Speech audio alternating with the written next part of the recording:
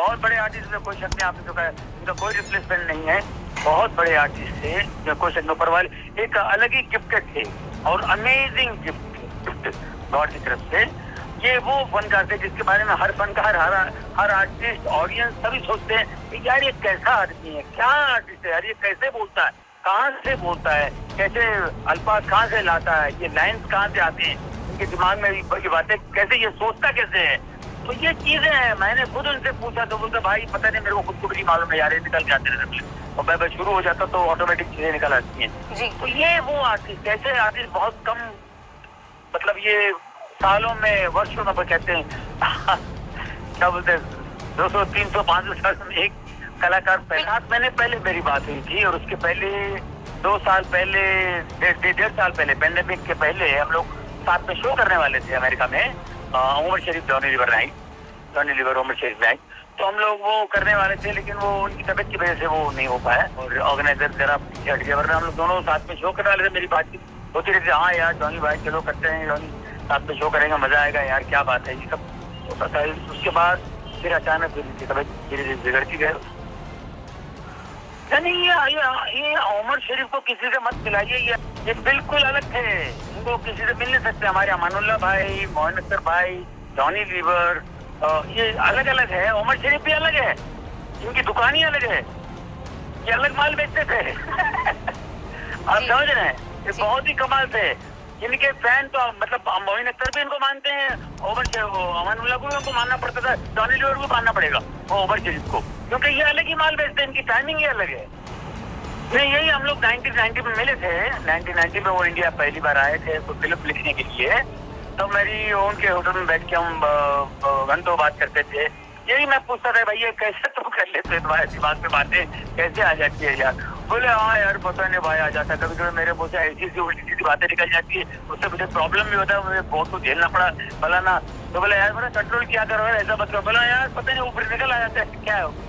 ये कुछ अलग ही गिफ्टेड थे और फिर बड़ी सोच वाले थे, कुछ अलग ही सोचते थे, ये हट के सोचते थे कुछ अलग। इनकी बातें सुनकर आपको लगा यार ये बहुत बड़ी बात कर रहा है, लेकिन वो बड़ी बात सोचते थे, कुछ बड़े ही थे वो अंदर से, कुछ अलग ही सोचते थे। मैं भी हैरान होता था यार, हाँ ये कुछ कैरेक्टर ही अलग है ना, ऊपर वाला हर एक को अलग अलग कुछ ना कुछ देता है, गिफ्ट से नवाजता है।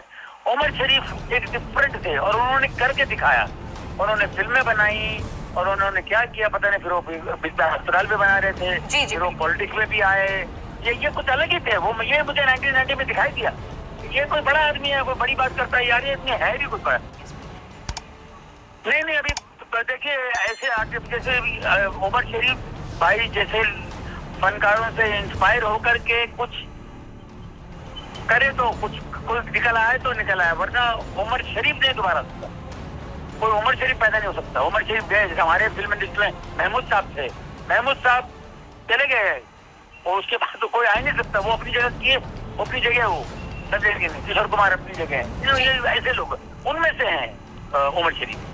हर कोई तारीफ ही करते थे, कोई भी ऐसा नहीं कि कादर खान साहब, हमारे कादर खान साहब मरहूम, वो बोलते थे यार उमर शरीफ, यार ये उमर शरीफ क्या कहाँ से लाता है, क्या बोलता है बाबा बाबा, इस आदमी का तो यार कुछ समझ में नहीं आता, ये कहाँ से बोलता है, वो डिफरेंट, ये आदमी कुछ भी कर सकता है।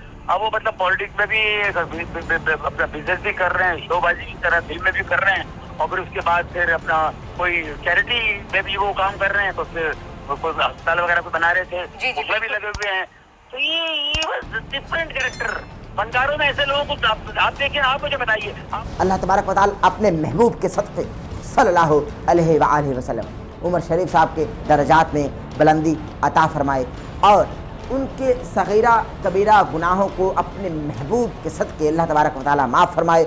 और जो उन्होंने हमेशा लोगों के चेहरों पर मुस्कुराहटें बिखेरी, अल्लाह तबारक व तआला उन मुस्कुराहटों के सदक़े, उन मुस्कुराहटों के तुफ़ैल उमर शरीफ साहब की ज़िंदगी को, उनकी हयात को नेकियों से भर दे और अल्लाह तबारक व तआला उमर शरीफ साहब की कामिल मग़फ़िरत और बख्शिश फरमाए।